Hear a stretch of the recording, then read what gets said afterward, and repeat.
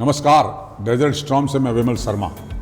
आज हमारे बीच एक ऐसे युवा वैज्ञानिक आए हैं जिन्होंने कई आविष्कार ऐसे किए हैं जो हमारे देश में सेना के काम आ सकते हैं, ऑटोमोबाइल इंडस्ट्री के लिए भी वो कारगर साबित हो सकते हैं। उन्होंने अपनी प्रतिभा बाल्यकाल में ही, जब वो मात्र 15-16 साल के थे, जब उन्होंने प्रतिभा पहचानी अपनी और प्रयास किए, उन्होंने 2016 में पहला ऐसा आविष्कार किया, एक ऐसा रोबोट बनाया जो आतंकवादियों को छुपे होने के लिए, उनको चाहे बंकर में छुपे हो, कहीं अन्य जगह छुपे हो, तो उनके कैमरा लगाया, उस रोबोट के माध्यम से पता लगाया जा सकता है कि कितने आतंकवादी छिपे हुए हैं। इसको लेकर उन्होंने पहला आविष्कार किया था।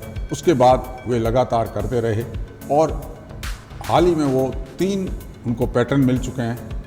भारत सरकार ने उनको रिकॉग्नाइज कर दिया है। वो होनहार युवा हमारे जैसलमेर के धौलिया गांव के हैं और जैसलमेर की गांधी कॉलोनी में ही रहते हैं। उनके पिता बीएसएफ में सर्विस करते हैं। रविंद्र बिश्नोई उनका नाम है। आज हम उनसे उनकी प्रतिभा के बारे में, जिस तरह का उन्होंने आविष्कार किए हैं उसके बारे में, और किस तरह से उनकी हौसला अफजाई हुई, किस तरह से वो इस मुकाम तक पहुँचे, उस पर चर्चा करेंगे। नमस्कार, आपका बहुत बहुत स्वागत हमारे इसमें।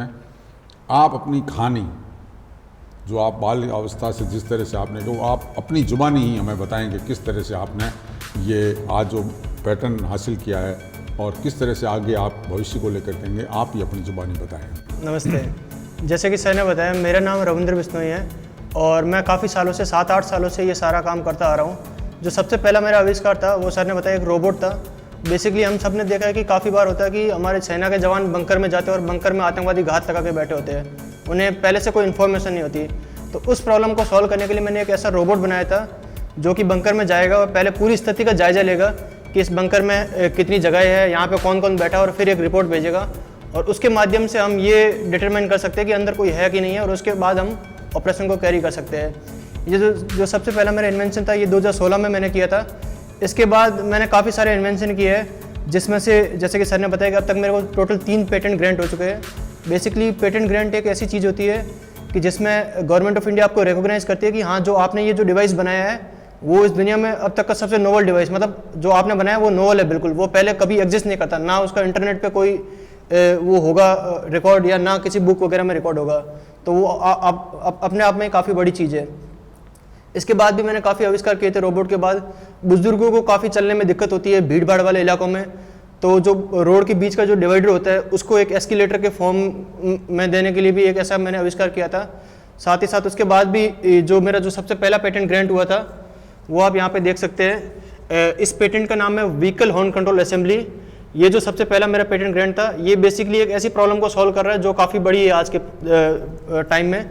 हम सब ने देखा कि हर पॉल्यूशन बढ़ रहा है, चाहे वो एयर पॉल्यूशन हो, चाहे नॉइज़ पॉल्यूशन हो, और नॉइज़ पॉल्यूशन को टैकल करने के लिए ये मैंने डिवाइस बनाया था। हम सब ने देखा कि एक जो कुछ एरियाज़ होते हैं जहाँ पे हॉर्न बजाना मना होता है, कुछ एरियाज़ में हॉर्न बजाना मना होता है, जैसे कि हम आईसीयू की बात करें, मिलिट्री एरियाज़ की बात करें, या मेट्रो स्टेशन की बात करें, पर लोग वहाँ पे हॉर्न बजाते हैं। नो वॉइस जोन होता है जिसको बोला जाता है। आमतौर से हॉस्पिटल के पास या शिक्षा या जहाँ स्कूलें होती है उसके पास इस तरह का होता है।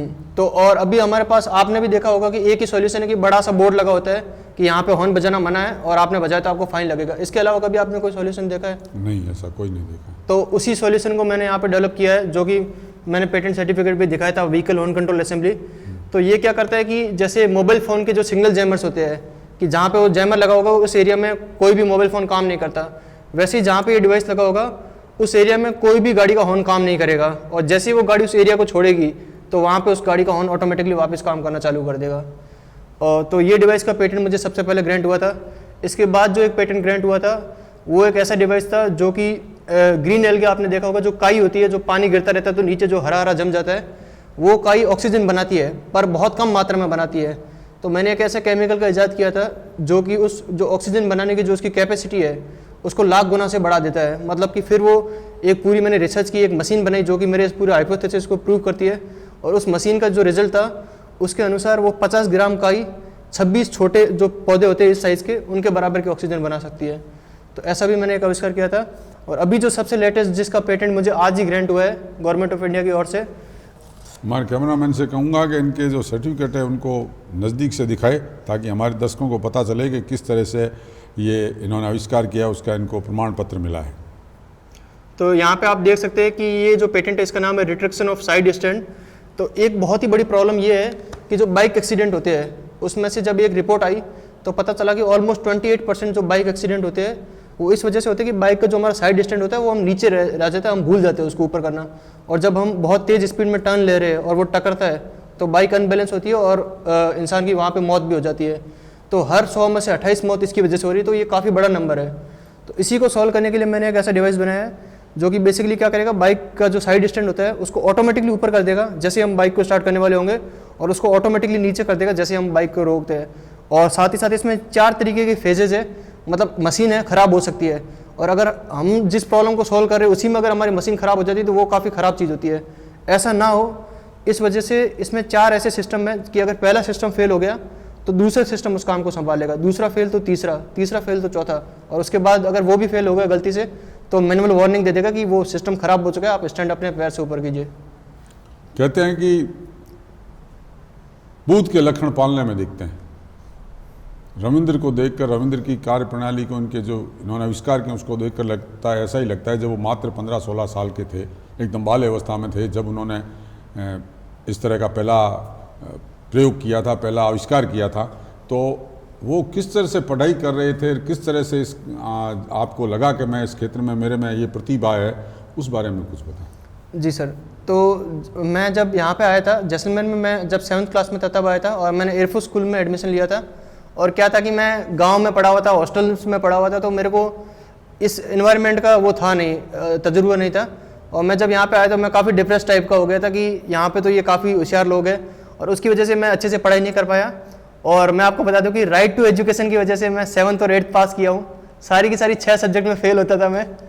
तो उस समय फिर क्या हुआ कि 8th क्लास में जब मैं था तो हमारे टीचर्स ने कहा था कि साइंस एग्जीबिशन के लिए कोई मॉडल बनाना है हम सबको, और मेरे पास इंटरनेट नहीं था, तो मैं साइबर कैफ़े में जाके ये सर्च किया कि साइंस एग्जीबिशन के लिए क्या बनाया जाए। तो छोटी सी एक खिलौने वाली जो कार हमें बाज़ार में मिलती है वैसी उसमें दिखी थी। उस समय मुझे कोई आइडिया नहीं था कि उसमें कैसी मोटर यूज़ होती है, कैसी बैटरी। मेरे को जो भी यहाँ पे सामान मिला जैसलमेर में वो लेके आया, मैंने उसको बनाने का ट्राई किया। पहले तो वो बनी नहीं, फिर थोड़ी सी चली तो उसके वो इतना कमज़ोर थे सारे टायर मोटर वगैरह की, वो चल नहीं पा रही थी, और उसकी वजह से फिर मैं वहाँ पे कुछ नहीं बना पाया। और उसके बाद कुछ ऐसे परिस्थितियाँ हुई और फिर मैंने सोचा कि मुझे कुछ करना है लाइफ में, और फिर एकदम से क्लिक किया कि जो मैं बना रहा था मैं पहले उसको कंप्लीट करता हूँ, वहीं से स्टार्ट करता हूँ कि कुछ करने को हो मेरे पास। क्योंकि देखो इतनी सारी सब्जेक्ट में फेल हो गए थे, अब तो टेस्ट आगे थे, तो मैंने सोचा अब उसका तो कुछ नहीं कर सकते, जो भी कर रहा हूँ उसको एक बार देखता हूँ। और तब से मैंने उसको बनाना चालू किया, और तब से मेरा इंटरेस्ट इसमें डेवलप हो गया, ये इलेक्ट्रॉनिक्स का जो फील्ड है, और उसके बाद से मैं ये सारा काम करता आ रहा हूँ। आप रविंद्र की बात से ही तो समझ गए होंगे कि प्रतिभा कभी छुपी नहीं होती।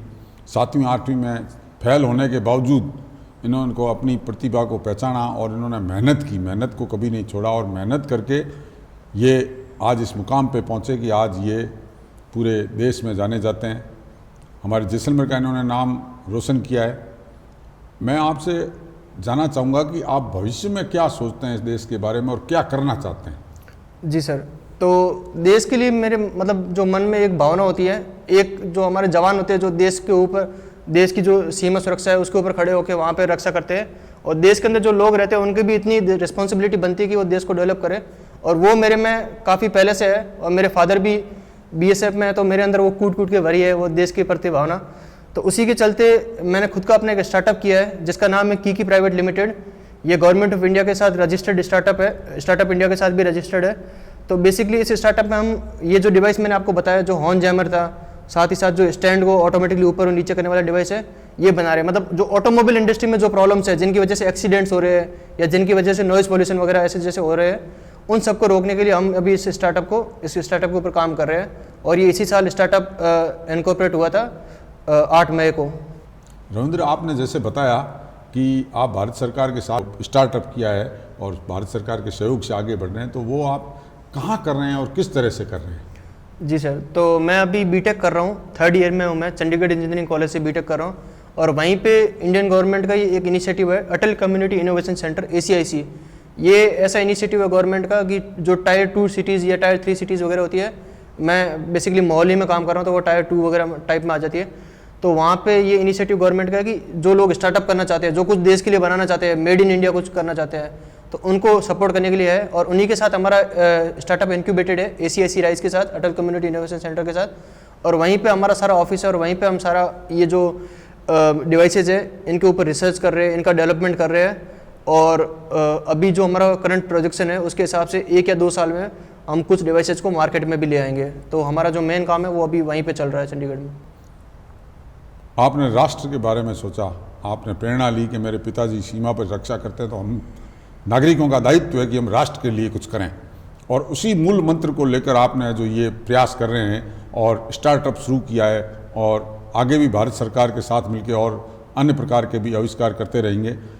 डेजर्ट स्टॉर्म की तरफ से भी आपको बहुत बहुत शुभकामनाएं हैं कि आप हमारे जैसलमेर के गुदड़ी के लाल हैं जो आगे बढ़कर जैसलमेर का नाम रोशन करेंगे। धन्यवाद।